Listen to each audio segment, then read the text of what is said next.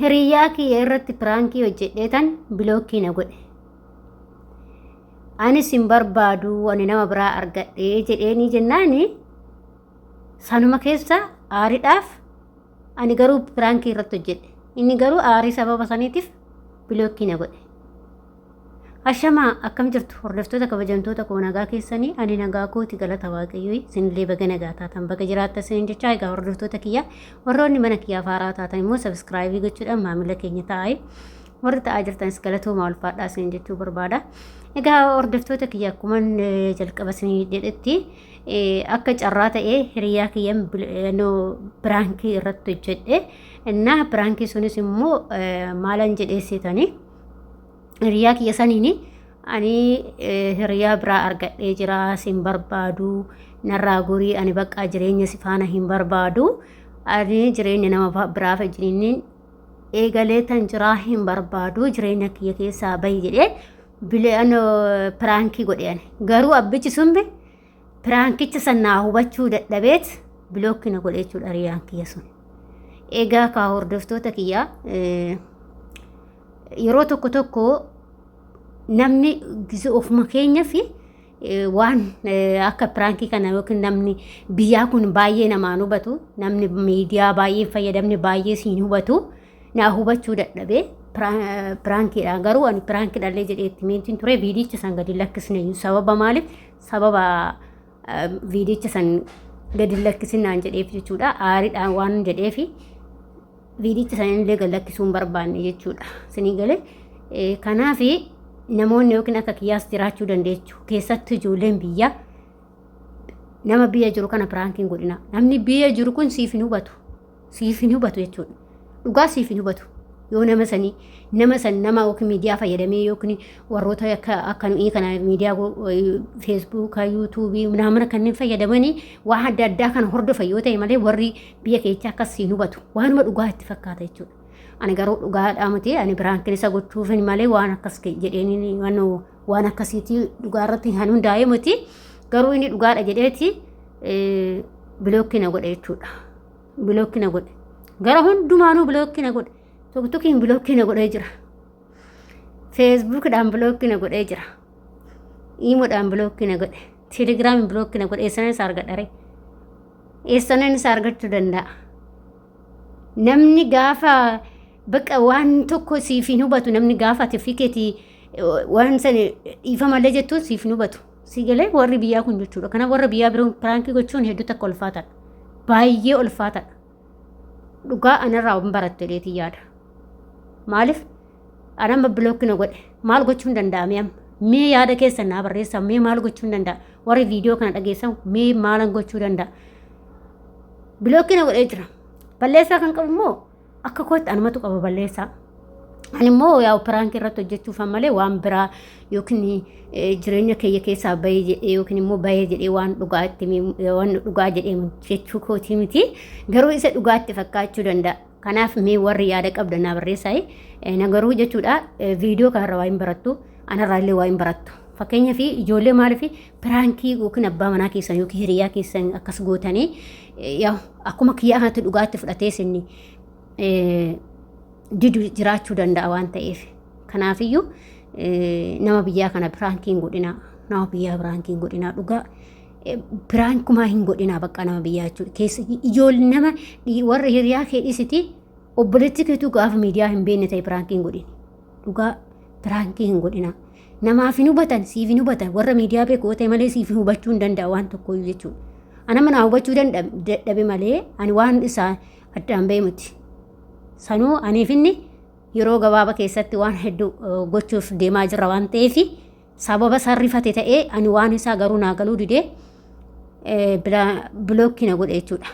Aariit sammaa hedduu takka haaree viidicha san keessattuyyuu viidicha haasofne san keessattuyyuu ani garuu viidiyoodhaan haasa'a inni isa immoo sagaleedhaan waraabe jechuudha.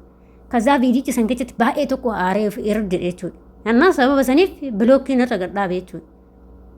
Tamanarra gadhaabe rifadheen yoon asiin yoonni iimoodhaan na bilookee yoon iimoodhaan na bilookee si jarri akkuma si jarri dhaqeetuma na bilookachiis itti barreessina na bilookee. Dhaqeen tokko itti barreessachiis na bilookee. Maalin godha kaayishii kaman godha kan balleessaa qabu immoo ofii kiyyaa ofitti muradheen jira garuu mee isin mee maal jettu naaf qooda. Dhugaa hedduu takka nama gaddisiisa. Baay'ee nama gaddisiisa. Nama biyyaa biraankii gochuuni waan akkanaa kun gizee lamanatti deebi'ee ture.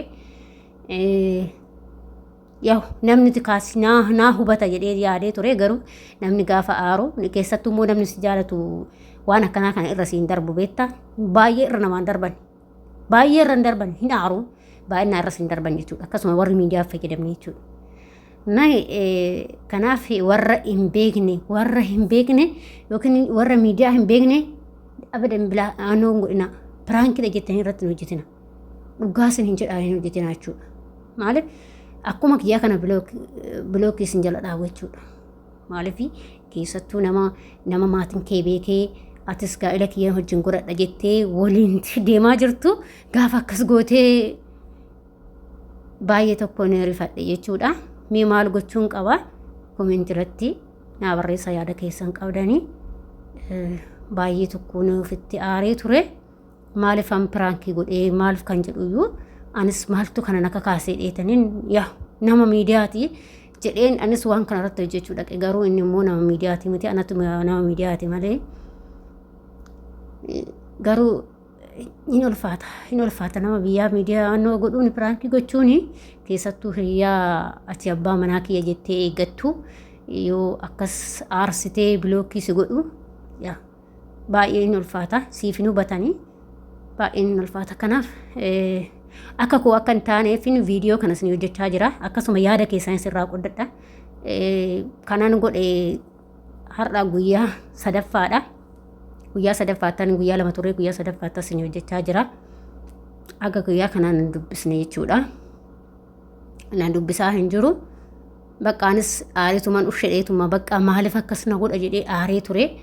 Garuu amma hoo mee namni yaada koo naa qoodu jira yookiin na jajjabeessu jira yookiin yaada wayii naa qoodan jedheen kun gara keessa fide yaa yaada qabaattan mee naaf qooda yaada keessanirraa. Maaliif balleessaa gangooruu kan qabu anuma garuu bakka balleessetti illee dhiifama gaafadheen ture barreessee fi dhiifama gaafadhee immoo yeroo san iyyuu bilookii na godhe kaa waliin mormaa jirruyyuu bilookii na godhe mataan dhukkubsin jedhee bilookii na godhe. Deebi'ee si dhiifama jedhee miseejeriin barreesseen ture miseejeriidhaaniin dhiifama anatu balleessee piraankissi godhee malee akkasii miti naa hubachuu dide maaliif jireenya kee irratti taphattanaan jedhee jechuudha. Annaa baay'ee ulfaatadha. Mee yaada qabdan qofa naa qooda adara akka kiyyatti nama miidiyaa hin beekne tokko piraankiin godhina nama miidiyaa hin beekne nama siif hin hubanne tokko piraankiin godhin dhiisituma bira darbi malee. Maaliif ani piraankiillee baay'ee namarratti hojjechuu hin jaaladhu garuu yeroon hojjedhu waan isaan beekanii namni bilookii na godha. Yeroon namarratti piraankiin hojjedha jedhee namni suni bilookii na godha. Maaliif akka ta'es hin beeku garuu immoo yookaan hiriyaa kun baay'ee ulfaataa yookiin kan hiriyaa kiyyatte yookiin abbaa manaa kiyya yookiin jettee keessaa ani fi hiriyaan kiyya kun nama dhiyootti gaa'ela godhachuudhaaf deemaa jirulleedha. Baay'ee tokko maatiinis hin beeka waa hundumaayyuu kan qophaa jirru garuu baay'een gaddee ture jechuudha. Maal akkan jedhus na wallaalee mee yaada qabdan bichaa qochuucha qooda bakka waan biraa waan hin jedhu hin qabu. Bakka obseetuman dadhabee gamma gara keessa fide malee dhiisu bakka nan dhiise yoonis sababa sanirraan aaree akkamitti naa hubachuu dida jedhee dhiise guyyaa lama turee sadaffaa irratti har'a viidiyoo hojjechaa jira jechuudha. Garii viidicha sana naqee viidicha sani aaree tana ofirraa haqee jechuudhaan illee gadi hin baasne viidicha piraankii san gadi hin baasne maaliif baay'ee wal mormaa turre sababa sanii viidiyoon hin waraabamee ture viidiyoon waraabame san immoo bakka maaliif waan mormii ta'eef sosoo nama si hubatee yookiin si gorsu ta'eeyyuu akkas baay'ee keessi isaa hedduu takka aare. Ani garuu ani waan piraankii gochaa jiru wanti na aarsi hin jiru garuu bakka bilookiin erga na godheen booda bakka kanatti dhagaamee guyyaa tokko lama booda bakka dhiifama gaafadhee yoo inni akkas gara hundaan bilookii na godhu natti dhagaame malee waan biraa miti jechuudha. Kanaaf inni ulfaataa kanaaf immoo ijoolleen hadaraa keessanii nama isinii hubanne tokko piraankiin godhinaa akkasuma hiriyaa keessan piraankiin godhinaa inni ulfaataa nama sanii yoo amilee isaatillee gadee tuqama dhugaa itti fakkaata. inni ati garuu nuti garuu dhugaadha jennee waan deemaa jirru miti garuu namicha abbicha sanitti immoo dhugaa fakkaachuu danda'a sinii galee abbicha san dhugaatti fakkaachuu danda'a piraankiin kun jechuudha waanuma dhugaa itti fakkaachuu danda'a garuu wantichi dhugaa miti yaa'u piraankuma irratti hojjechuuf namni sun nama akkamsii qabu yaada akkamii qabaa dhuguma si jaalataa moo dhuguma si jaalanne garuu inni namaa kan akkas godhu yaa'u kan aaree waan kana keessa seenu moo namuma si jaalatutu seenaa maaliif akkas na gooti maaliif fookin jireenya kee irratti taphattee si gochuu danda'a kanaaf bakka walumaa galatti hiriyaa kee irratti pirookin hojjeti hiriyaa kee irratti garuu hiriyaan kee sun immoo yoo kan ta'us ta'e akkaataa miidiyaa itti fayyadamuu fi akkaataa waliin akkasitti deemu qabu ta'uu qaba maaliif inni ulfaata dhugaa baay'ee tokko ulfaatan keessi kiyyaamma likkii nan jiruan dhugaa bakka argasii baay'ee naaree jechuudha bakka maaf naa hubachuu kan dide jedheen hedduu tokko ofitti aaree ture jechuudha baay'ee naare